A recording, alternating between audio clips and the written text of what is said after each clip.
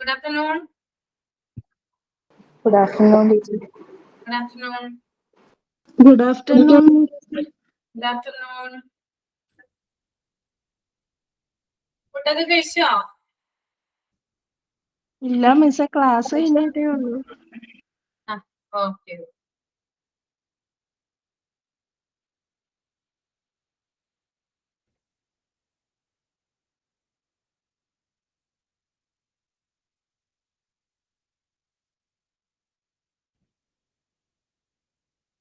ഒരു 2 minute wait ചെയ്യാം അല്ലേ? ആരെങ്കിലും വരുമോ നോക്കാം കേട്ടോ.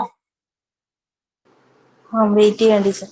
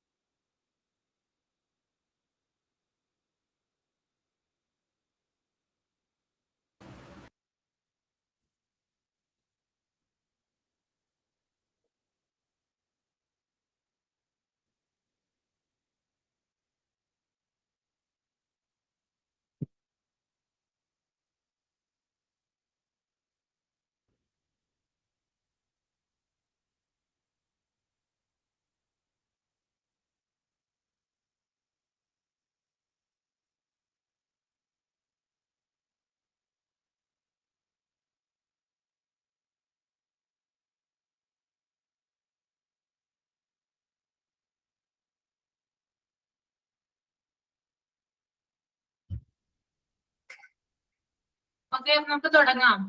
പ്രേയർ ചെയ്യോ ശുഭ? ചെയ്യാം ടീച്ചർ.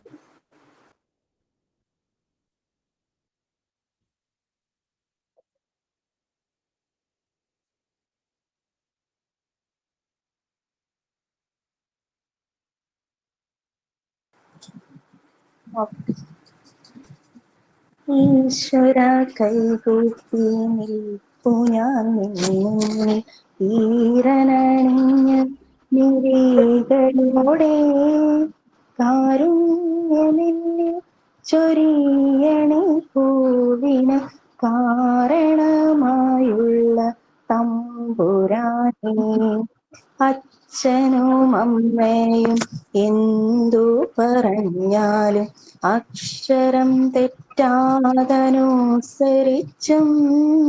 ഉള്ളിൽ വെളിച്ചം പകരും ഗുരുവിനെ ഉണ്മയിൽ സ്നേഹിച്ചും ആദരിച്ചും കൂടെ പഠിക്കുന്ന കുട്ടികളെ തൻ്റെ കൂടപ്പിറപ്പുകളായി നിനച്ചും മാതൃഭൂവിനായി ജീവൻ വെടിഞ്ഞോരെ മാതൃകയായിട്ട് സ്വീകരിച്ചും ജീവിക്കുവാനായി അനുഗ്രഹിക്കേണമേ ജീവാദിനായക സർവേശ്വരാ. ഈശ്വര കൈകൂപ്പി നിൽപ്പു ഞാൻ നിൻ മുന്നിൽ ഈറനണിഞ്ഞ മിഴികളോടെ കാരുണ്യമെന്നിൽ ചൊരിയണേ പൂവിനു കാരണമായുള്ള തമ്പുരാനേ. ഓക്കെ. ഓക്കെ.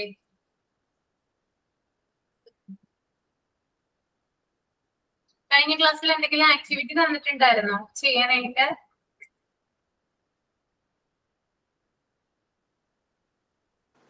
ആക്ടിവിറ്റി ഒന്നുമില്ലായിരുന്നു ടീച്ചർ. പിന്നെ എന്തെങ്കിലും നമ്മുടെ ഇതില്ലേ, പോറിങ്ങോ വെജിറ്റബിൾ കട്ടിങ്ങോ അങ്ങനെ ആരെങ്കിലും ചെയ്യാമോ എന്ന് വെച്ചാൽ. ആരെങ്കിലും റെഡിയാണോ ചെയ്യാനായിട്ട്? ഇങ്ങനെ വെജിറ്റബിൾ കട്ട് ചെയ്ത് കാണിച്ചാൽ മതി ടീച്ചർ. മതി മതി. ഇന്ന് ഞാൻ കാണിക്കാം ടീച്ചർ. 5 മിനിറ്റ്. 5 മിനിറ്റ് വെയിറ്റ് ചെയ്യാം. അല്ല, ക്ലാസ് എടുക്കാം, അപ്പത്തേക്ക് ഞാൻ റെഡി ആയിക്കോളും. Okay okay. നമ്മള് കഴിഞ്ഞ ക്ലാസ്സിൽ എവിടം വരെയാണ് എടുത്തിട്ടുണ്ടായിരുന്നത്? ആ ചാപ്റ്റർ ഫിനിഷ് ചെയ്തായിരുന്നോ? യൂണിറ്റ് 6 ഓർമ്മയുണ്ടോ?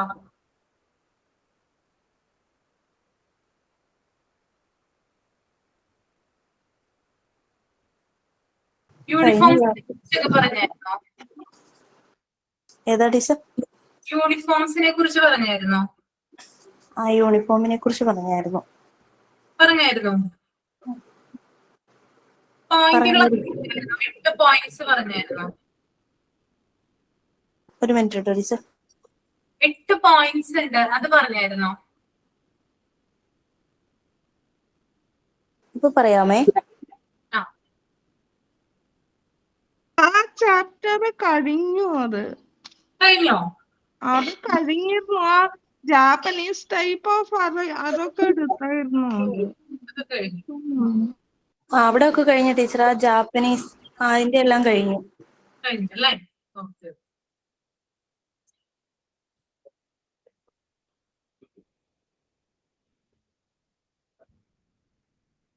ഓക്കെ, അപ്പൊ ഇനി പുതിയ ചാപ്റ്റർ യൂണിറ്റ് 7 ആണല്ലോ എടുക്കാനുള്ളത്.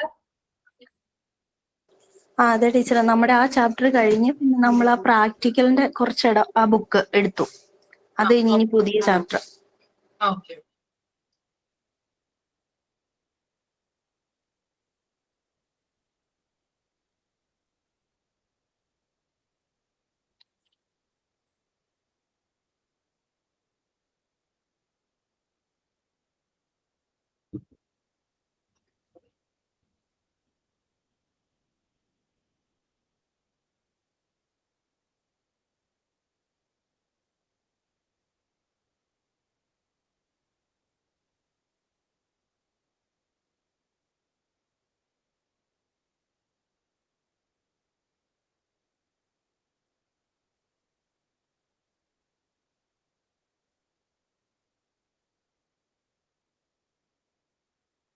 ശുഭ റെഡിയാണോ?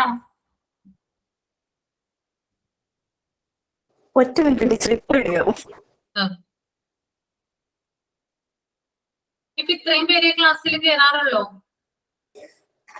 ഞങ്ങൾ കുറച്ചുപേര് 7 പേരൊക്കെ ഉണ്ടാവാറുണ്ട് ടീച്ചർ. കഴിഞ്ഞ ദിവസം ജിഷാമാമിന്റെ ക്ലാസ്സിൽ ഞാനും സുബിതയും മാത്രം ഉള്ളായിരുന്നു. എവിടെ പോയി ബാക്കിയുള്ളവരൊക്കെ? നിങ്ങൾ അന്വേഷിക്കാറില്ലേ? ഞങ്ങളുടെ കൂടുതൽ ഒത്തിരി പേരും വർക്ക് ചെയ്യുന്നവരാണ് ടീച്ചർ. ഞങ്ങള് 7-9 കുട്ടികളൊക്കെ അല്ലെങ്കിലും ഉണ്ടാകാറുള്ളൂ. ഇതിനി ഗ്രൂപ്പില് ചോദിച്ചു നോക്കണം എന്താണ്. മീനു കയറാറുള്ളതാ ടീച്ചർ. അപ്പൊ മീനുവിന്റെ മദറെല്ലാം സുഖമില്ലാതെ ഹോസ്പിറ്റലിൽ കിടക്കുക. അതുകൊണ്ട് ഇപ്പൊ 2-3 ക്ലാസ്സിലായിട്ട് കയറണില്ല. അതാ ജിഷ മാമിന്റെ ക്ലാസ്സിലൊന്നും ഇല്ലാഞ്ഞത്. അല്ലെങ്കിൽ മീനു എല്ലാ ക്ലാസ്സിലും കയറുന്ന ആളാ. മീനുവും ഞാനും സുബിത, രാജലക്ഷ്മി, ഇത്രയും പേരൊക്കെ അങ്ങനെ ഉണ്ടാവാറുള്ളൂ.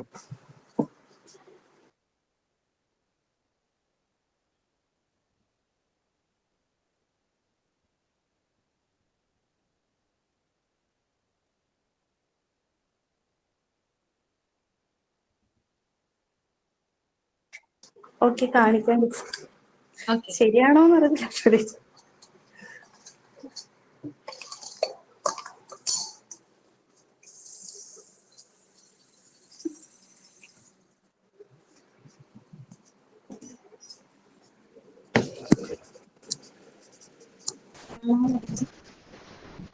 ടീച്ചർ ഇതിന്റെ ബാക്ക് ക്യാം എങ്ങനെയാ ഓൺ ആക്കുന്നേ? ബാക്ക് ക്യാം ഓൺ ആക്കുന്ന എങ്ങനെയാ? ഒന്ന് ആരെങ്കിലും പറഞ്ഞു കൊടുക്കാവോ സുബിത? ബാക്ക് ക്യാമറ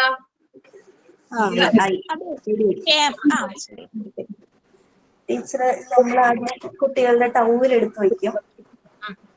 അതില് വാഷ് ചെയ്യാനുള്ള വാട്ടർ, ക്യാരറ്റ്, പിന്നെ അത് ഇങ്ങനെ തൊണ്ട് കളയാനുള്ള സാധനം, പിന്നെ കട്ട് ചെയ്യാനുള്ള കത്തി, പിന്നെ അരിഞ്ഞു വയ്ക്കാനുള്ള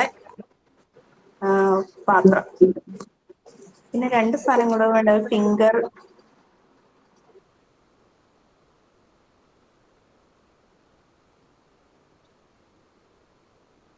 ഓഫായല്ലോ.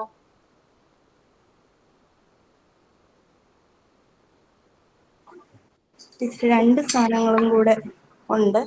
തൊണ്ടിടാനുള്ളത്, പിന്നെ ഫിംഗർ ക്യാപ്പ്, പിന്നെ ഇത് വെജിറ്റബിള് ഇതാക്കിയിട്ട് തുടച്ചെടുക്കാനുള്ള ടൗവല്. അത്രയും വെച്ച് നമ്മള് ഞാനിങ്ങനെ വെച്ചു ഓടിച്ച്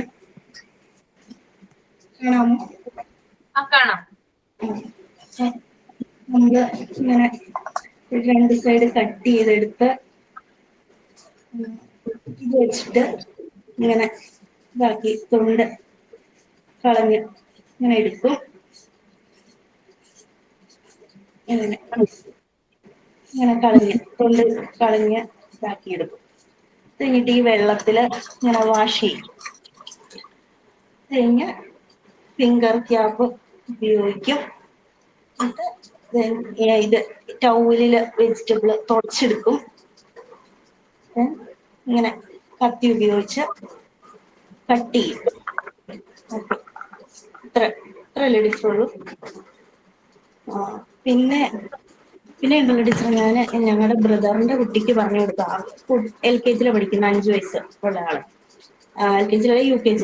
അപ്പൊ അവർക്കുണ്ട് ഇങ്ങനെ വെജിറ്റബിൾ കട്ടിങ്, അവർക്ക് സാൻഡ്വിച്ച് ഉണ്ടാക്കൽ, അങ്ങനെ എല്ലാം സ്കൂളുകളിൽ ഇങ്ങനെ ഉണ്ട്.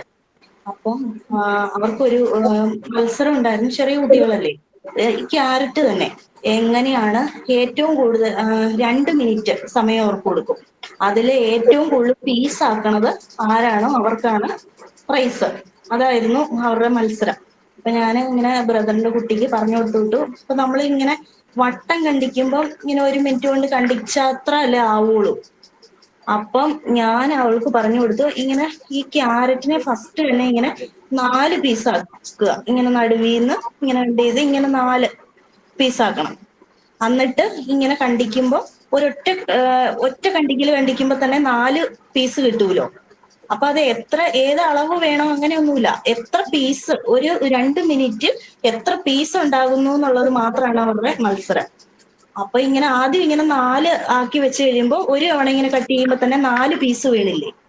അപ്പൊ 2 മിനിറ്റ് കൊണ്ട് അവൾക്ക് ഇങ്ങനെ കൂടുതൽ പീസ് കിട്ടി. അങ്ങനെ അവൾക്ക് ഫസ്റ്റ് കിട്ടി. അപ്പം അവൾക്കും ഒരു സന്തോഷം, എനിക്കൊരു സന്തോഷം. ഓക്കെ, അത്രയും പറയൂ ടീച്ചർ. ഓക്കെ.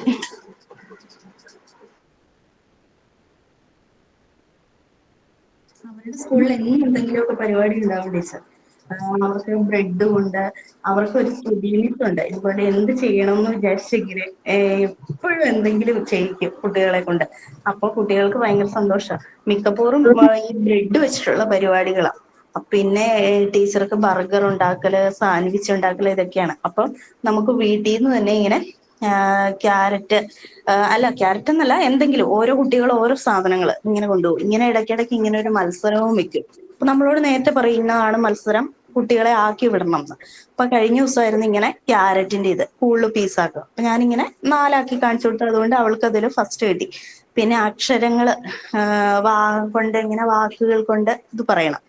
അതും ഇങ്ങനെ പഠിപ്പിച്ച് ഞങ്ങള് വിട്ടു. അതുകൊണ്ട് 80% കിട്ടി.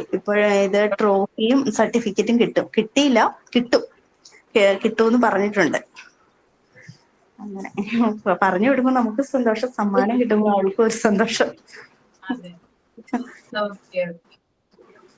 ഓക്കെ. അപ്പോ കഴിഞ്ഞ ക്ലാസ്സില് structure of the class room എന്ന് പറയുന്ന ചാപ്റ്റർ ആണ് എടുത്തത്. അതിന്റെ സമ്മറി പറയിപ്പിച്ചായിരുന്നോ ഞാൻ നിങ്ങളെ കൊണ്ട്? ഇല്ല. ഒരു കാര്യം ചെയ്യാം, വളരെ ഇമ്പോർട്ടന്റ് ആയിട്ടുള്ള ഒരു ചാപ്റ്റർ ആണ് structure of the class room. അത് വായിച്ചു നോക്കുക, 10 മിനിറ്റ് സമയം തരാം. ഒരു സമ്മറി പ്രിപ്പയർ ചെയ്യുക, അതിനകത്ത് പറഞ്ഞിരിക്കുന്ന കാര്യങ്ങള് ഒന്ന് സമ്മറൈസ് ചെയ്യാം. ഓക്കെ, മനസ്സിലായോ പറഞ്ഞത്? ഓക്കെ ആണോ? ഓക്കെ, അപ്പൊ എല്ലാവരും തന്നെ കയറിയിരിക്കുന്ന എല്ലാ ആളുകളും തന്നെ വായിച്ചു നോക്കുക ചാപ്റ്റർ. അതിന് 10 മിനിറ്റ് സമയം തരാം. അതിനുശേഷം അതിന്റെ സമ്മറി എഴുതിയിട്ട് പ്രസന്റ് ചെയ്യണം കേട്ടോ. എഴുതാനും സമയം തരാം. ആദ്യം നിങ്ങൾ ഒന്ന് മൊത്തത്തിലൊന്ന് റീഡ് ചെയ്യൂ കേട്ടോ. മിസ് ഏത് ചാപ്റ്ററാ?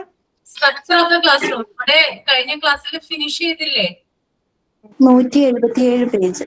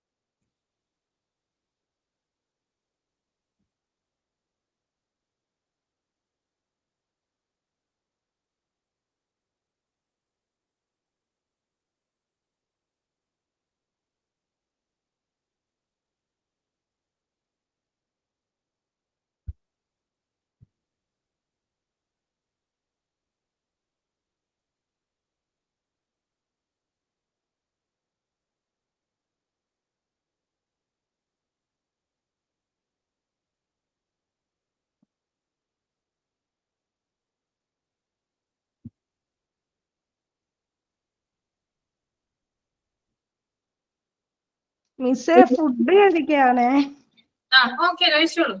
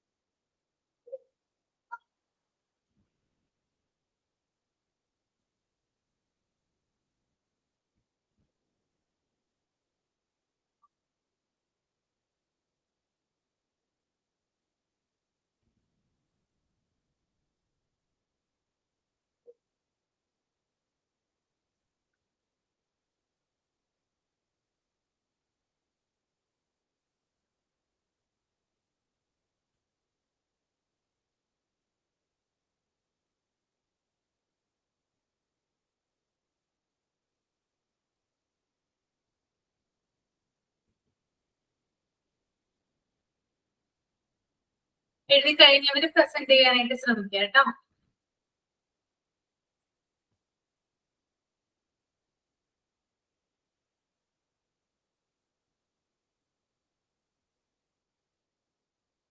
മിസ്സേ നമ്മൾ യൂണിഫോം വരെ എഴുതണോ? ആ ഇടാം. ആ. സ്ക്രോൾ ചെയ്യണോ? വേണ്ട വേണ്ട.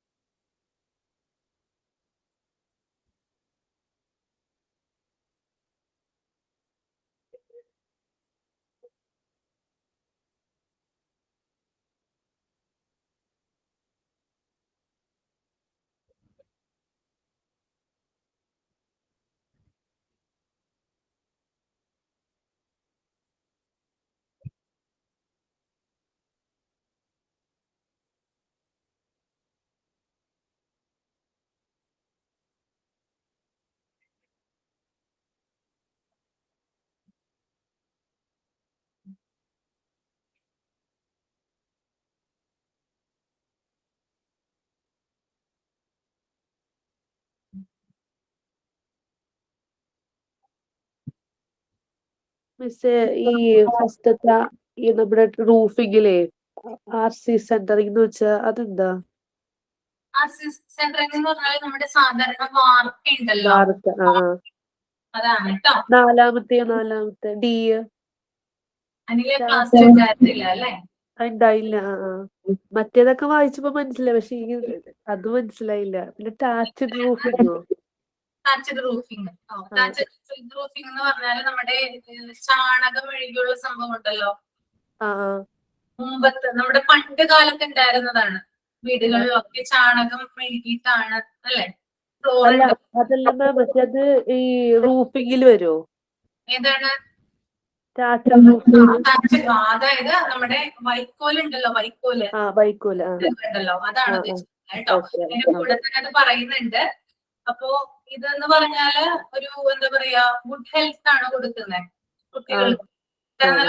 കാര്യങ്ങളൊക്കെ കിട്ടുമല്ലോ. പക്ഷെ ഇത്തരത്തിലുള്ള ഈ വൈക്കോൽ പുരകൾ എന്നൊക്കെ പറയുമ്പോൾ പാരന്റ്സ് അതിനെ പൂവർ സ്കൂളായിട്ടാണ് കണക്കാക്കുന്നത്. പിന്നെ പാവപ്പെട്ടിട്ടുള്ള സ്കൂളുകളിലെ ദരിദ്രരായിട്ടുള്ള കുട്ടികളൊക്കെ പഠിക്കുന്ന സ്കൂളുകളായിട്ടാണ് പാരന്റ്സ് അതിനെ കണക്കാക്കുന്നത്. അപ്പൊ നമുക്കറിയാം ഏറിയ പങ്കും, അതായത് കോൺക്രീറ്റ് അല്ലെങ്കിൽ വാർപ്പ് അത്തരത്തിലുള്ള കെട്ടിടങ്ങളാണ് കൂടുതലായിട്ട് സ്കൂൾ കെട്ടിടങ്ങളായിട്ട് നമ്മൾ ഉപയോഗിക്കുന്നത്. വൈക്കോൽപ്പുരകളും അതുപോലെ തന്നെ ഓടിട്ട കെട്ടിടങ്ങൾ ഉണ്ട് കേട്ടോ, ഇല്ലെന്നല്ല പറയുന്നത്. ഇപ്പോഴും പഴയ ചില സ്കൂളുകളുണ്ട്, ഓടുമേഞ്ഞ സ്കൂളുകളൊക്കെ ഉണ്ട്. എന്നാലും ഏറ്റവും കൂടുതൽ ഉള്ളത് ഇത്തരത്തിലുള്ള കോൺക്രീറ്റ് കെട്ടിടങ്ങളാണ്. അവിടെയാണ് പാരന്റ്സിന് സേഫ്റ്റി കുട്ടികളെ വിടാനായിട്ട്.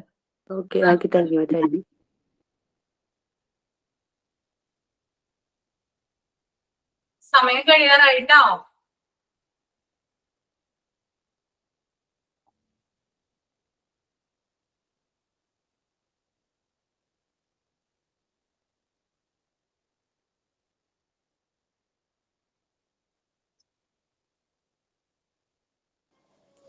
മിസ്സേ, ഞാൻ പറഞ്ഞോക്കട്ടെ. അതിലെ ലാസ്റ്റ് ക്ലാസ്സിൽ ഞാൻ ഉണ്ടായിരുന്നില്ല, അപ്പൊ അതിന്റെ ഒരു ഇതുണ്ട്. ഞാൻ ബാക്കിയുള്ളതൊക്കെ എഴുതിയിട്ടുണ്ട്. അറിയണ പോലെ പറഞ്ഞു നോക്കാം. റൂഫിംഗ്, 4 തരത്തിലുള്ള റൂഫിംഗ് ആണുള്ളത്. RC സെന്ററിംഗ് എന്ന് പറഞ്ഞിട്ടുണ്ടെങ്കിൽ ധാരാളം സ്കൂളുകളും ഇപ്പോൾ RC സെന്ററിംഗ് ആണ്. അതായത് 1 2 നിലകളിലുള്ള സ്കൂളുകളാണ് ഉണ്ടായിരിക്കുക. അതിൽ പേരൻസ് കൂടുതലായിട്ടും കുട്ടികളെ അയക്കാൻ ഇഷ്ടപ്പെടുന്നത് ഇങ്ങനെയുള്ള സ്കൂളുകളിലായിരിക്കും. ടൈൽ റൂഫിംഗ് എന്ന് പറഞ്ഞിട്ടുണ്ടെങ്കിൽ ഓൾഡ് ടൈപ്പ് ഓഫ് സ്കൂളാണ് ടൈൽ റൂഫ് എന്ന് പറയുന്നത്. അതില് നല്ല ചൂടായിരിക്കും അവിടെ. മറ്റേ ആ ഷീറ്റ് ഇടുമ്പോൾ അത് നല്ല ചൂടുള്ളതായിരിക്കും. പിന്നത്തെ ഉള്ളത് ഷീറ്റ് റൂഫിംഗ് എന്ന് പറഞ്ഞിട്ടുണ്ടെങ്കിൽ ഇവിടെ ഒരു ഷെഡ് പോലെയാണ് ഉണ്ടായിരിക്കുക ക്ലാസ് റൂം എന്ന് പറയുന്നത്. നല്ല സെക്യൂരിറ്റി ഒന്നും ഉണ്ടായിരിക്കില്ല. പിന്നെ വളരെ ചെറിയ ക്ലാസ് റൂമുകളൊക്കെ ആയിരിക്കും അങ്ങനത്തെ ഉണ്ടാവുക. പിന്നെ അറ്റാച്ച്ഡ് റൂഫിംഗ് എന്ന് പറഞ്ഞാൽ ഓല മേഞ്ഞിട്ടുള്ള റൂഫിംഗ് ആണ് ഉണ്ടായിരിക്കുക. ഓല മേഞ്ഞതില് കുട്ടികൾക്ക് ഭയങ്കര കംഫർട്ടായിരിക്കും. പിന്നെ ചൂട് കുറവൊക്കെ ആണെങ്കിലും പേരൻസിന് അങ്ങനെയുള്ള സ്കൂളുകളിലേക്ക് കുട്ടികളെ അയക്കാൻ താല്പര്യം ഉണ്ടാവില്ല. അത് പുവർ സ്കൂളായിട്ടാണ് കണക്കാക്കുന്നത്. പിന്നെ ഫ്ലോറിംഗ് എന്ന് പറഞ്ഞിട്ടുണ്ടെങ്കിൽ സ്കൂളുകളുടെ ഫ്ലോറിങ് ചില സ്കൂളുകളിൽ ചാണകം മെഴുകിയ തറകളൊക്കെ ഉള്ള സ്കൂളുകളായിരിക്കും. അങ്ങനെയുള്ള സ്കൂളുകളിൽ കുട്ടികളെ വിടുമ്പോൾ അവരുടെ യൂണിഫോമുകളൊക്കെ അഴുക്ക് പിടിക്കാനും അവരുടെ കാലിലൊക്കെ ഇങ്ങനെ ചാണകം പറ്റാനൊക്കെ ഉള്ള സാധ്യത ഉണ്ട്. അങ്ങനെയുള്ള സ്കൂളുകളിലാണെങ്കിൽ മറിയാം മോണ്ടിസോറി പറയുന്നത് കുട്ടികളെ ഒരു ഫ്ലോറിൽ ഒരു മാറ്റ് വിരിച്ചിട്ടോ അല്ലെങ്കിൽ എന്തെങ്കിലും ഫർണിച്ചറിൽ ചെയറിലൊക്കെ ഇരുത്താനാണ് സജസ്റ്റ് ചെയ്യണത്. പിന്നെ സൈഡ് വാളിൽ പറയണത് അത് കമ്പാർട്ട്മെന്റ് ആയിട്ട് തിരിച്ചിട്ടുണ്ടായിരിക്കില്ല. അങ്ങനെ ക്ലാസ് റൂമുകൾ തിരിക്കാൻ വേണ്ടിയിട്ട് ഒരു സൈഡായിട്ട് ഫുള്ളി കവേർഡ് ചെയ്യാതെ എന്തെങ്കിലും സൈഡിൽ ഇങ്ങനെ വെച്ചിട്ട് മറയ്ക്കണതാണ് സൈഡ് വാൾസ് എന്ന് പറയണത്. അത് പാരാപെറ്റ് വാൾസ് അങ്ങനെയുള്ളതിനെയാണ് പറയാ സൈഡ് വാൾസ് എന്ന് പറയുന്നത്. ഇനി ബ്ലാക്ക് ബോർഡ് എന്ന് പറയുന്നത് 5 തരത്തിലുള്ള ബ്ലാക്ക് ബോർഡ് ആണിത്. വാൾ മെയ്ഡ് ബ്ലാക്ക് ബോർഡ് അത് എന്ന് പറയുന്നത് ഒരു ഫിക്സഡ് ആണ്. ആ ബിൽഡിംഗ് പണിയുമ്പോൾ വാൾ മെയ്ഡ് സിമെന്റ് ഒക്കെ ഇട്ടിട്ട് ഉറപ്പിച്ചിട്ടുള്ള ഒരു ബ്ലാക്ക് ബോർഡാണ് ഉണ്ടായിരിക്കുക. അതിന്റെ അഡ്വാൻറ്റേജ് ഡിസഡ്വാൻറ്റേജ് എന്ന് പറഞ്ഞിട്ടുണ്ടെങ്കിൽ അതൊരിക്കലും റിമൂവ് ചെയ്യാൻ പറ്റില്ല, അവിടെ നിന്ന് മാറ്റാൻ പറ്റില്ല. ആ ബിൽഡിങ് കയറ്റുമ്പോൾ തന്നെ ആ ക്ലാസ് റൂമിലുള്ളതാണ് ഈ വാൾമെയ്ഡ് ബ്ലാക്ക് ബോർഡ് എന്ന് പറയുന്നത്. അതിന്റെ ഡിസഡ്വാൻറ്റേജ് എന്ന് പറയുന്നത് അത് നമുക്ക് വേറെ സ്ഥലത്തേക്ക് മാറ്റി വെക്കാൻ പറ്റില്ല. ഇപ്പൊ ക്ലാസ്സിൽ കുട്ടികളെ വേറെ രീതി അറേഞ്ച് ചെയ്യുമ്പോഴും ഈ ബ്ലാക്ക് ബോർഡ് നമുക്ക് അവിടെ നിന്ന് മാറ്റാൻ പറ്റില്ല. വാൾ ഫിക്സ്ഡ് ബോർഡ് എന്ന് പറഞ്ഞിട്ടുണ്ടെങ്കിൽ വുഡൻ കൊണ്ട് ഉണ്ടാക്കിയിട്ടുള്ള ബ്ലാക്ക് ബോർഡ് ആയിരിക്കും. അത് ചുമരുമ്മ ഫിക്സ് ചെയ്തിട്ട് അത് എന്ത് ചെയ്യാൻ പറ്റും, അത് റിമൂവ് ചെയ്യാൻ പറ്റും, മാറ്റിയിട്ട് ഉപയോഗിക്കാൻ പറ്റും. സ്റ്റാൻഡ് ബോർഡ് എന്ന് പറഞ്ഞിട്ടുണ്ടെങ്കിൽ ബോർഡിന് ഒരു സ്റ്റാൻഡോട് കൂടിയിട്ടുള്ള ഒരു ബ്ലാക്ക് ബോർഡാണ്.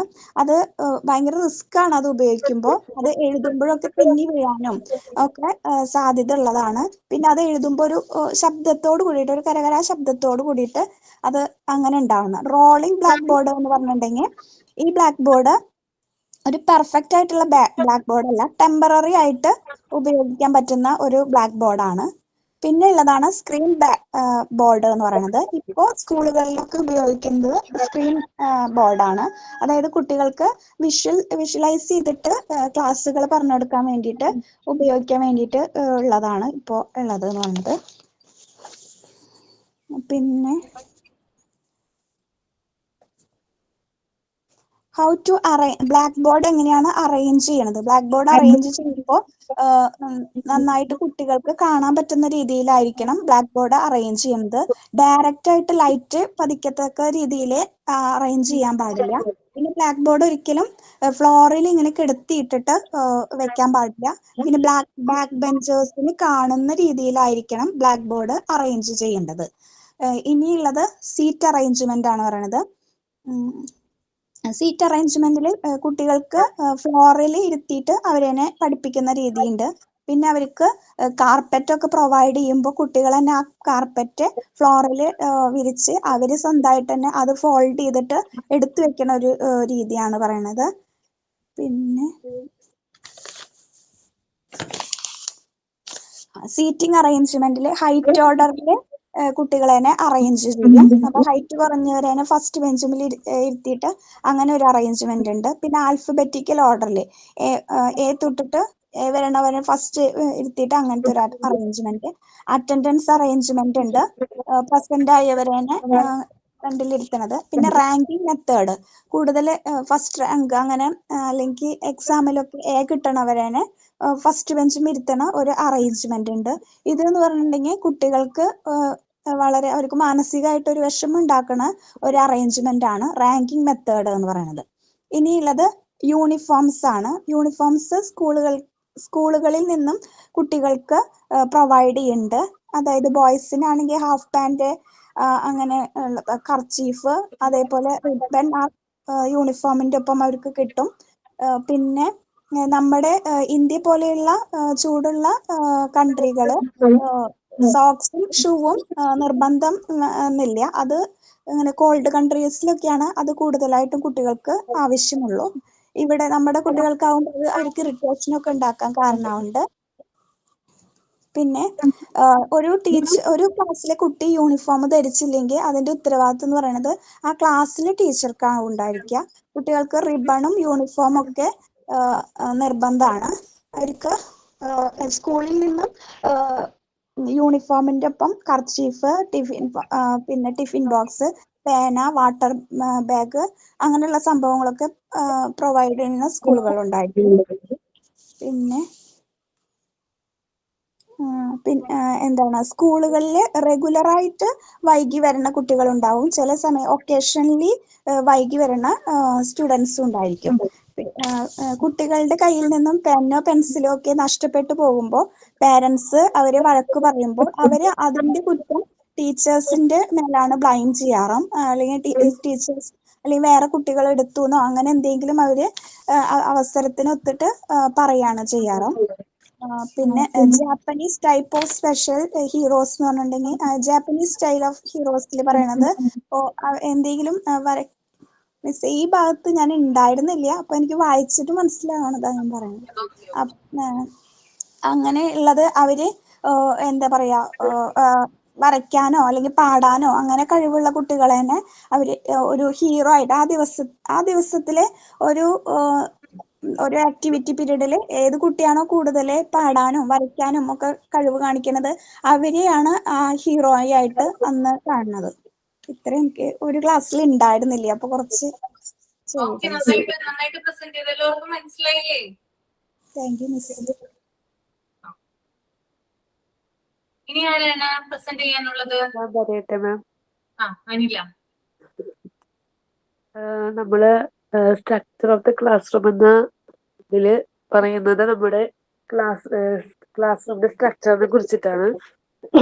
അതില് 4 ടൈപ്പ് റൂഫിങ് വരുന്നുണ്ട്, flooring, black board, seat arrangements, പിന്നെ യൂണിഫോം, സിറ്റിംഗ് അറേഞ്ച്മെന്റ്, ഇതെല്ലാം ഈ ചാപ്റ്ററിൽ വരുന്നുണ്ട്. അതിൽ ഫസ്റ്റ് വരുന്നതാണ്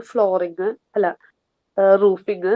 അതില് 4 ടൈപ്പ് റൂഫിംഗ് ഇവിടെ പറയുന്നത്. അതിൽ ആർ സി സെന്ററിംഗ് എന്ന് പറയുന്നത് നമ്മൾ സാധാരണ കോമൺ ആയിട്ട് സ്കൂളുകളിൽ കണ്ടുവരുന്ന, അതായത് ഈ വാർത്തിട്ടുള്ള മോഡല് ബിൽഡിങ്ങുകളാണ് RC സെന്ററിംഗ് എന്ന് പറയുന്നത്. ഇപ്പൊ ഒരുമാതിരപ്പെട്ട സ്കൂൾ ബിൽഡിങ്ങുകളൊക്കെ അങ്ങനെ തന്നെ ആയിരിക്കുള്ളൂ. അടുത്തത് റൂഫിങ്, ടൈൽ റൂഫിങ്. അതില് ടൈൽ റൂഫിംഗ് എന്ന് പറയുമ്പോ സാധാരണ എന്താ പറയാ, ഈ ഷെഡ് പോലെയൊക്കെ തോന്നും. പക്ഷെ അവിടെന്ന് വെച്ചാല് നമ്മുടെ ഇവിടുത്തെ കാലാവസ്ഥ വെച്ചിട്ട് ചൂട് കൂടുതലായതുകൊണ്ട് തന്നെ കുട്ടികൾക്ക് എന്ന് വെച്ചിട്ടുണ്ടെങ്കിൽ അത്ര കംഫർട്ട് ആയിട്ടുള്ളൊരു അന്തരീക്ഷം അവിടെ ചിലപ്പോ ആ ഒരു എന്താണ് ഇതിന്ന് കിട്ടിയെന്ന് വരില്ല. പക്ഷെ എന്നാലും ഷീറ്റ് ഈ ടൈൽ റൂഫിംഗ് എന്ന് പറയുമ്പോൾ കുറച്ചും കൂടെ, പിന്നെ അതുപോലെ തന്നെ സൗണ്ട്, ഇപ്പൊ മഴയോ എന്തെങ്കിലും സൗണ്ട് അവർക്ക് ഡിസ്റ്റർബൻസ് ഉണ്ടാക്കും. ആ ഒരു type class room. Sheet roofing എന്ന് പറയുമ്പോൾ ഇവിടെ ഷീറ്റ് റൂഫിംഗ് എന്ന് വെച്ചാൽ അത്ര പിള്ളേർക്ക് സേഫ്റ്റി ആയിരിക്കില്ല, സുരക്ഷിതത്വം കുറവാണ് അവിടെ. ചെറിയതും ഒരു ഷെഡ് പോലെ തോന്നിക്കും. പിന്നെ ഉള്ളതാണ് ടാച്ചഡ് റൂഫിംഗ്, വൈക്കോലും മേഞ്ഞ സ്കൂള്. ഇവിടെ എന്ന് വെച്ചിട്ടുണ്ടെങ്കിൽ നല്ലൊരു അതായത് നമ്മുടെ ഇന്ത്യൻ കാലാവസ്ഥ വെച്ചിട്ട് നല്ല ചൂടുള്ള ടൈമിലൊക്കെ കുട്ടികൾക്ക് അവിടെ അധികം ചൂട് അനുഭവപ്പെടും. ഷീറ്റ് എന്നൊക്കെ പറയുമ്പോൾ ശരിക്കും അതിന്റെ ചൂട് അതിന്റെ ഉള്ളിൽ ഇരിക്കുന്ന കുട്ടികൾക്ക് ശരിക്കും അനുഭവപ്പെടും. അപ്പൊ അതെന്ന് വെച്ചാൽ KG പിള്ളേർ, ചെറിയ പ്രൈമറി സ്റ്റേജിലുള്ള പിള്ളേരെ സംബന്ധിച്ചെന്ന് വെച്ചാല് അവരുടെ ആ സമയത്തുള്ള ഒരു അന്തരീക്ഷം അവരെ സംബന്ധിച്ച് ശരിക്കും അവരുടെ പഠിത്തത്തിലൊക്കെ ഒരുപാട് ഇൻഫ്ലുവൻസ് ചെയ്യുന്ന ഒരു ഘടകമാണ്. അപ്പൊ അങ്ങനെ നല്ലൊരു അന്തരീക്ഷത്തിൽ പിള്ളേർക്ക് പഠിക്കാൻ പറ്റുകയാണെന്നുണ്ടെങ്കിൽ അത് ഒരു ഇമ്പോർട്ടന്റ് കാര്യമാണ്. അപ്പൊ ടാച്ചഡ് റൂഫ് എന്ന് പറയുമ്പോ വൈക്കോൽ അവിടെ നല്ല കൂളിംഗ് ആയിരിക്കും എന്നാ പറഞ്ഞത്. പക്ഷെ മെജോറിറ്റി പാരന്റ്സിനും അത് പൊതുവെ ഈ സ്റ്റാൻഡേർഡ് കുറഞ്ഞ സ്കൂള് അല്ലെങ്കിൽ അങ്ങനെ ഒരു ഇതാണെന്നുള്ളൊരു ധാരണ ഉള്ളത് കൊണ്ട് തന്നെ പൊതുവെ അങ്ങനെയുള്ളൊരു ഇതിലോട്ടേക്ക് വിടാൻ പാരന്റ്സ് മടിക്കും. അടുത്തത് അത് ഫ്ലോറിംഗ്. അടുത്തൊരു ഈ ചാപ്റ്ററിലെ വേറൊരു ഘടകമാണ് ഫ്ലോറിംഗ്. ഫ്ലോറിംഗും ഇവിടെ രണ്ട് ടൈപ്പ് വരുന്നുണ്ട്. ഒന്ന് കൗണ്ടങ്ക് വെച്ചിട്ടുള്ളത് അല്ലേ മാം? കൗണ്ടങ്ക് എന്നല്ലേ അതല്ലേ? അതെന്ന് വെച്ചിട്ടുണ്ടെങ്കിൽ ഈ ചാണകം മെഴുകിയിട്ടുള്ള ഫ്ലോറ്. അത് പണ്ട് കാലങ്ങളിലെല്ലാം ഇപ്പൊ ടൈലും ഗ്രാനൈറ്റ് കാര്യങ്ങളൊക്കെ ഇപ്പോൾ മുന്നേ ഉണ്ടായിരുന്നതെല്ലാം ഈ ചാണകം മെഴുകിയ ഫ്ലോർ ആയിരുന്നു എല്ലാം ഉണ്ടായിരുന്നത്. പക്ഷെ അത് ശരിക്കും കുട്ടികൾക്ക് ഹെൽത്തിന് നല്ലതാണെങ്കിൽ തന്നെ അവരുടെ യൂണിഫോം ഡേറ്റി ആവുന്നത് കൊണ്ട് തന്നെ മരിയ മോണ്ടിസോറി പ്രൊവൈഡ് ചെയ്യുന്നത് അവിടെ ഒരു കാർപ്പറ്റ് വുഡില്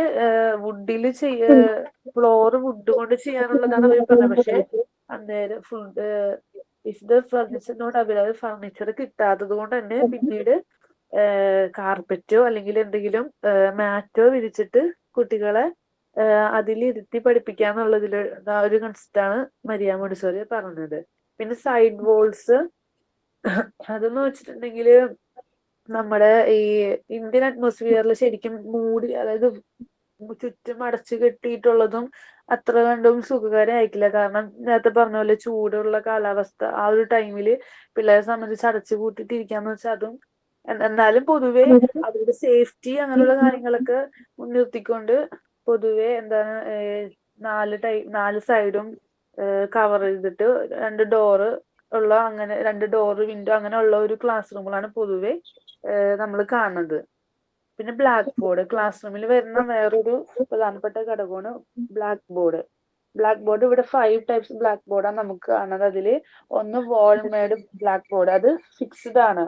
ഇപ്പൊ നമ്മുടെ ക്ലാസ് റൂം പണിതിരിക്കുന്നതിന്റെ ഒപ്പം തന്നെ ഫിക്സ്ഡ് ആയിട്ട് കോൺക്രീറ്റ് പണിതെടുക്കുന്നതാണ് വാൾമേഡ് ബ്ലാക്ക് ബോർഡ് എന്ന് പറയുന്നത്. ഇവിടെ എന്ന് വെച്ചിട്ടുണ്ടെങ്കിൽ അഡ്വാൻറ്റേജസ് എന്ന് വെച്ചാൽ ചിലപ്പോൾ നല്ല സ്പേസ്, നല്ല വലിയ ബോർഡായിരിക്കാം, അത്യാവശ്യം നല്ല സ്പേസ് ഉണ്ടാവും. പക്ഷെ അത് ഫിക്സ്ഡ് ആയതുകൊണ്ട് തന്നെ നമുക്ക് പിന്നീട് ഒരു അറേഞ്ച്മെന്റ്സ് മാറ്റം വരുത്തുന്നുണ്ടെങ്കിൽ അത് നമുക്ക് മാറ്റം വരുത്താൻ പറ്റില്ല എന്നുള്ളതാണ് അതിന്റെ ഒരു ഡിസ്അഡ്വാൻറ്റേജസ്. പിന്നെ ഉള്ളത് വാൾ ഫിക്സ്ഡ്, അത് ഇതേപോലെ ഫിക്സ്ഡ് ആയിട്ട് ഇരിക്കുന്നതുകൊണ്ട് തന്നെ പിന്നെ ഭിത്തിയിലോ അല്ലെങ്കിൽ ഫ്ലൈവുഡ് അങ്ങനെ അതിലൊക്കെ ഫിക്സ്ഡ് ആയിട്ട് തന്നെ ഇരിക്കുന്നതായതുകൊണ്ട് അതും നമുക്ക് അതിന്റെ ഒരു ബുദ്ധിമുട്ട് നമുക്ക് മാറ്റാൻ പറ്റില്ല എന്നുള്ളതാണ്. പിന്നെ stand board, rolling board, screen board, അങ്ങനെ 5 ടൈപ്സ് ബോർഡ് ഇവിടെ നമ്മൾ പഠിക്കുന്നത്. അതിൽ ഇപ്പൊ മെജോറിറ്റി സ്കൂളുകളിലും സ്ക്രീൻ ബോർഡാണ് കാണുന്നത്. അതെന്ന് വെച്ചിട്ടുണ്ടെങ്കിൽ നമുക്ക് നമ്മുടെ ക്ലാസ് റൂമിൽ ലൈറ്റ് അറേഞ്ച്മെന്റ്സ് വെച്ചിട്ട് കുറച്ചും കൂടെ കുട്ടികൾക്ക് നല്ല വിഷ്വലൈസ്ഡ് ആയിട്ട് കാര്യങ്ങൾ കാണാൻ പറ്റുന്ന സ്ക്രീൻ ബോർഡ്. ഇപ്പൊ ഒരുമാതിരിപ്പെട്ട എല്ലാ സ്കൂളിലും സ്ക്രീൻ ബോർഡാണ് കാണുന്നത്. പിന്നെ യൂസിങ് ദ ബ്ലാക്ക് ബോർഡ് എന്ന് പറയുന്നത് അതെന്ന് വെച്ചാൽ നമ്മുടെ ബോർഡ് ക്ലാസ് റൂമിൽ അറേഞ്ച് ചെയ്യണേനും ചെറിയ രീതികളൊക്കെ ഉണ്ട്. അതായത് നമ്മുടെ ലൈറ്റിന്റെ ഒരു ഓപ്പോസിറ്റ്, ഇത് ടീച്ചർ മുന്നേ ക്ലാസ്സിൽ പറഞ്ഞതാണ്, ഞാൻ എവിടേക്ക് നോട്ട് എഴുതിയിട്ടുണ്ട്. അതായത് നമ്മള് ക്ലാസ് റൂമില് ലൈറ്റിന്റെ ഓപ്പോസിറ്റ് ആയിട്ട് ബോർഡ് വരാന്നുണ്ടെങ്കിൽ കുട്ടികൾക്ക് ചിലപ്പോ എല്ലാ കുട്ടികളുടെയും ഒരേപോലെ ആയിരിക്കില്ല. ചില കുട്ടികള് കാഴ്ചകളിൽ എന്തെങ്കിലും ബുദ്ധിമുട്ട് ഉള്ള കുട്ടികൾ ഉണ്ടാവും. അതായത് ലോങ് സൈറ്റ്, ഷോർട്ട് സൈറ്റ്, അങ്ങനെ പല പ്രശ്നങ്ങളുള്ള കുട്ടികൾ ഉണ്ടാവാം.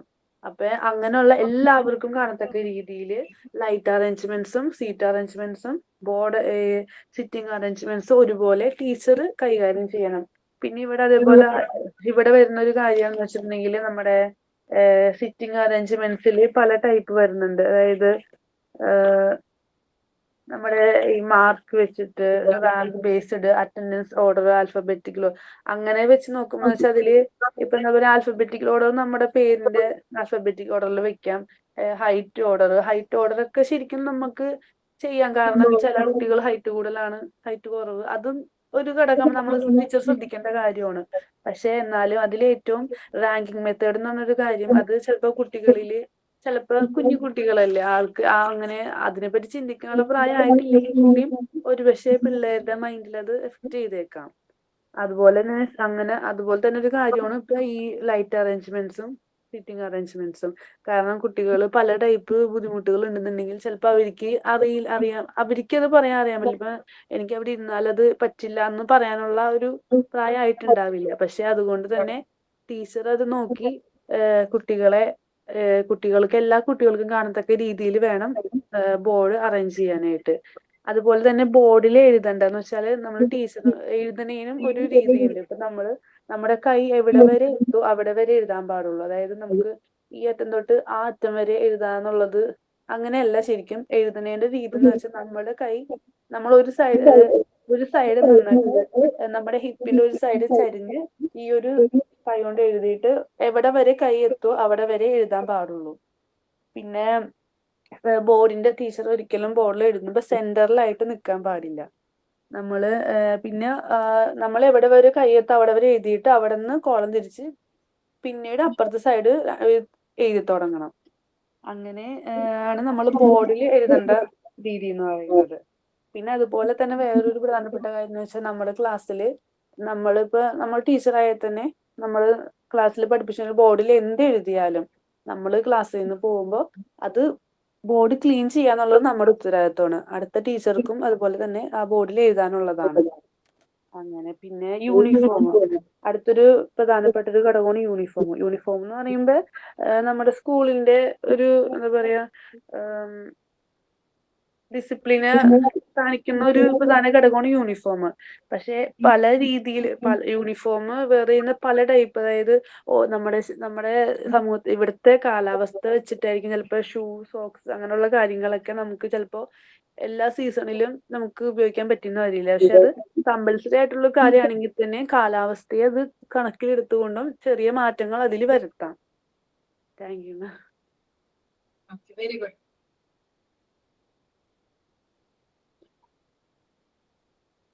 ഇനി ആരാണ് വായിക്കാനുള്ളത്?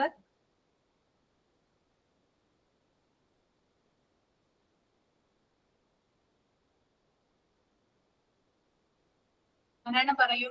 പ്രസന്റ് ചെയ്യാനുള്ളത് ആരായി? ഞാൻ വായിക്കാൻ ടീച്ചർ. ഒരു സെക്കൻഡ് കേട്ടോ ശുഭ, ഒരു സെക്കൻഡ്.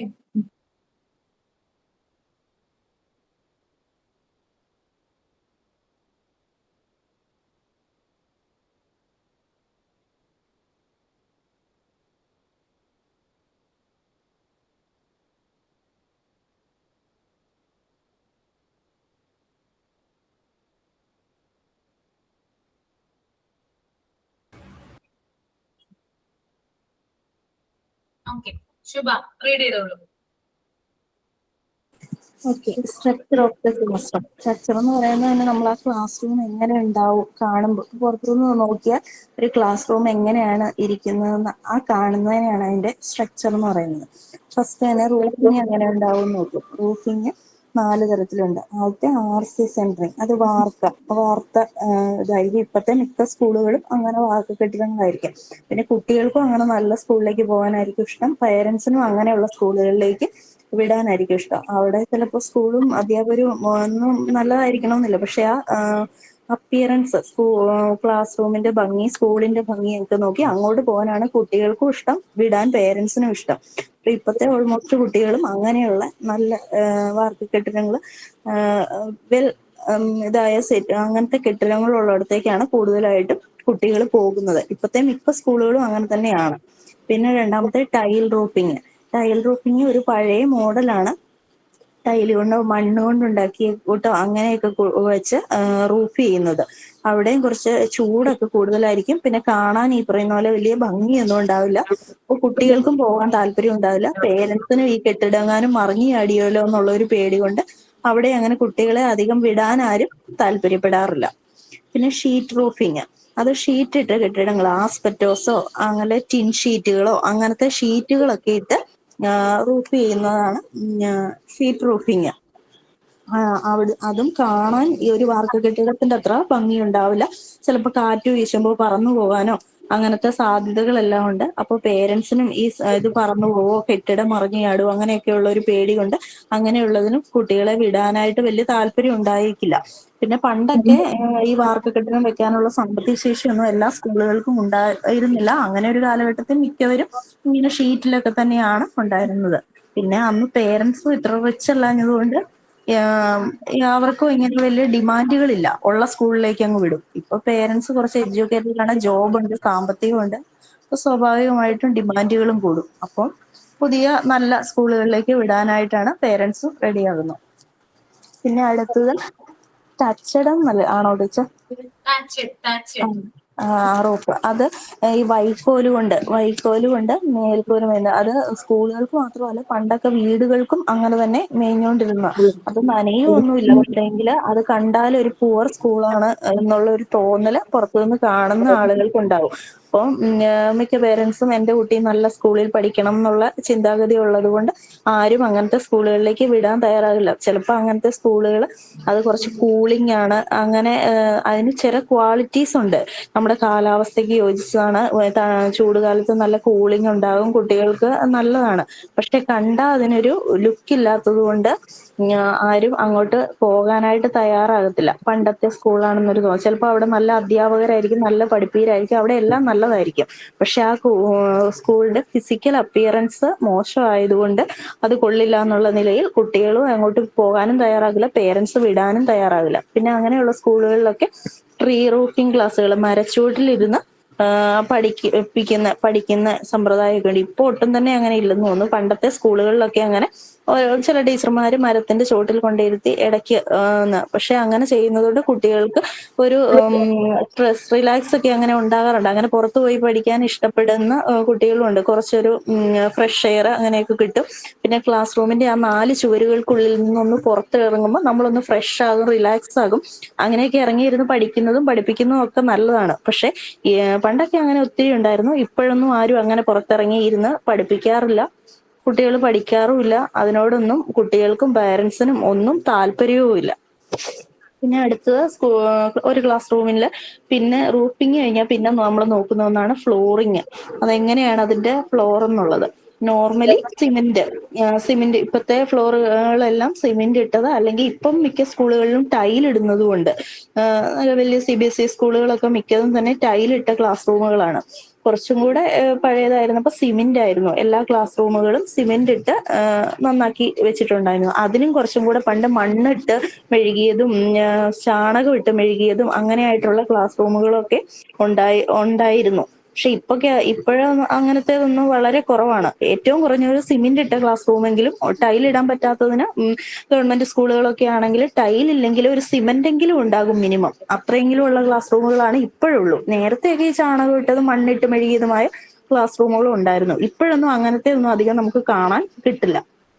പിന്നെ മരിയ മോണ്ടിസോറിയുടെ ഒരു അഭിപ്രായത്തിൽ അവര് നിലത്തിരുന്ന് പഠിക്കുന്ന ഫ്ലോർ യൂസ് ചെയ്യണം, അങ്ങനെ വിചാരിക്കുന്ന ഒരാളാണ്. കുട്ടികൾ കൂടുതൽ എൻവയോൺമെന്റുമായിട്ട് അഡ്ജസ്റ്റ് ആകണം എന്ന് വിചാരിക്കുന്ന ആളായതുകൊണ്ട് അവര് തറയിലിരുന്ന് കുട്ടികൾ പഠിക്കണം എന്നാണ് അവരുടെ ഒരു കൺസെപ്റ്റ്. പക്ഷെ പേരൻസ് അങ്ങനെ വയ്ക്കുമ്പോൾ അവരുടെ ഡ്രസ്സിൽ ചെളി പറ്റുന്നു, കാലില് ഷൂസിലൊക്കെ ചെളി പറ്റുന്നു.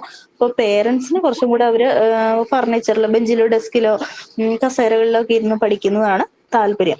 അപ്പോൾ അന്നത്തെ കാലത്തൊക്കെ ഫർണിച്ചർ അവൈലബിൾ അല്ലായിരുന്നു, അത് വാങ്ങാനുള്ള സാമ്പത്തിക ശേഷിയില്ലായിരുന്നു. അപ്പൊ ടീച്ചർമാര് ഇങ്ങനെ നിലത്ത് മാറ്റോ അല്ലെങ്കിൽ കാർപ്പറ്റോ ഒക്കെ വിരിച്ച് കുട്ടികളെ അവിടെ ഇരുത്തി പഠിപ്പിക്കും. അപ്പൊ പേരൻസിന് നിലത്തിരുന്ന് ചെളി പറ്റുന്നു എന്നുള്ള പ്രശ്നവും ഇല്ല, ഫർണിച്ചറിന് വേണ്ടി സാമ്പത്തികം ഉണ്ടാക്കുന്ന ആ റിസ്കും ഇല്ല, പിന്നെ കുട്ടി നിലത്തിരുന്ന് പഠിക്കും എന്നുള്ള മോണ്ടിസോറിയുടെ ആ കൺസെപ്റ്റും ഓക്കെ ആകും. അങ്ങനെ എല്ലാം കൂടെ മാച്ചാകാൻ വേണ്ടി അന്നത്തെ ടീച്ചർമാർ മാറ്റും കാർപ്പറ്റും ഒക്കെ ഉപയോഗിച്ച് നിലത്ത് വിരിച്ച് കുട്ടികളെ അവിടെ ഇരുത്തി പഠിപ്പിക്കുന്നുമുണ്ട്.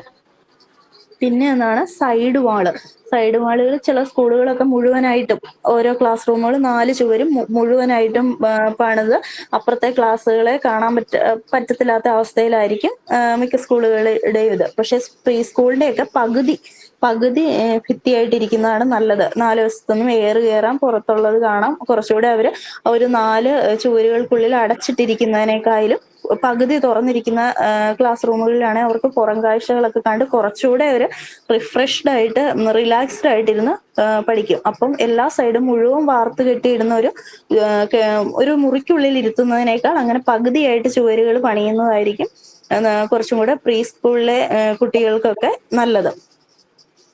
പിന്നെ ബ്ലാക്ക് ബോർഡ് 5 തരത്തിൽ ബ്ലാക്ക് ബോർഡുകളുണ്ട്. വാൾമേഡ് ബ്ലാക്ക് ബോർഡ്, അത് നമ്മുടെ എന്താണ് അറിയില്ല.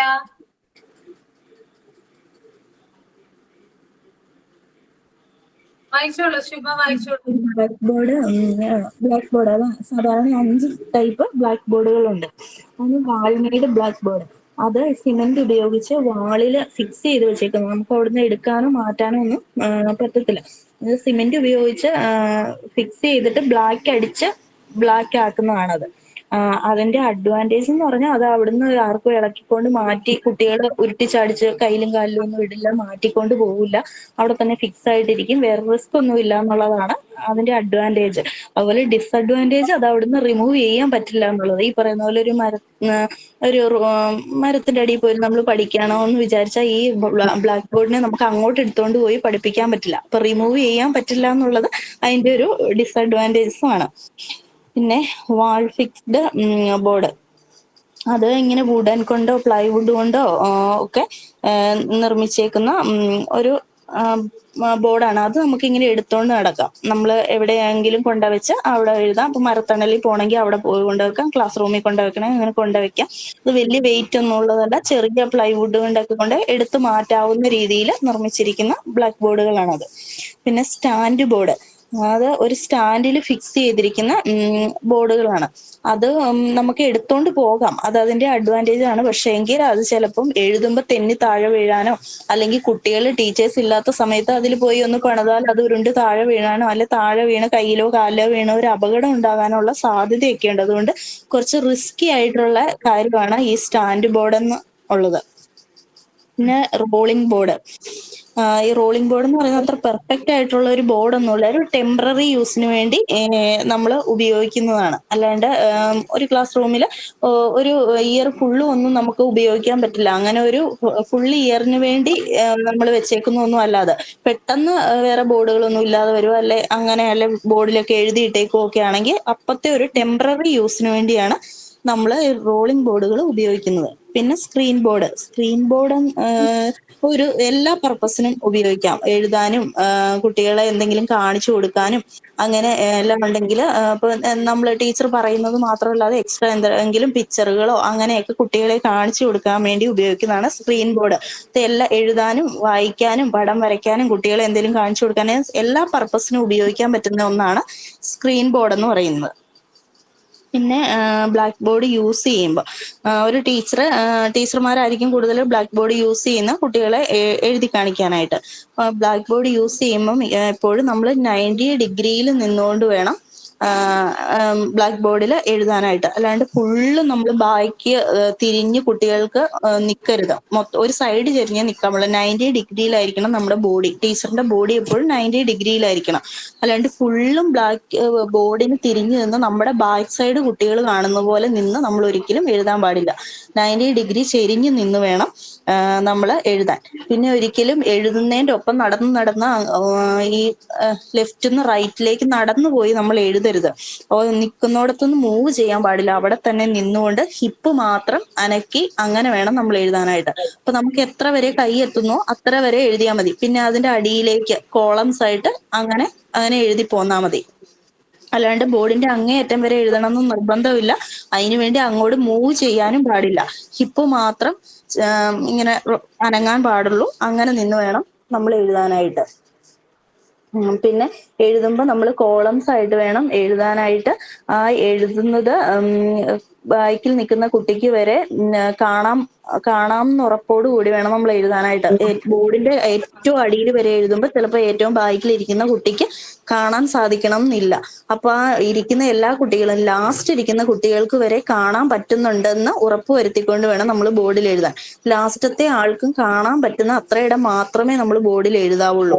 അത് അത്ര എഴുതിയിട്ട് പിന്നെ അത് മായ്ച്ചു കളഞ്ഞിട്ട് വേണം മുകളിൽ നിന്ന് വീണ്ടും എഴുതി തുടങ്ങാൻ. അല്ലാണ്ട് നമ്മുടെ ജോലി തീർക്കാൻ വേണ്ടി അടിവശം വരെ എഴുതി വെച്ച് നമ്മുടെ ജോലി തീർക്കരുത്. ലാസ്റ്റ് ഇരിക്കുന്ന കുട്ടിക്ക് വരെ കാണാവുന്ന അത്ര വരെ മാത്രമേ ബോർഡിൽ നമ്മൾ എഴുതാൻ പാടുള്ളൂ. പിന്നെ ക്ലാസ്സിൽ വായിച്ചാൽ മതിയോ?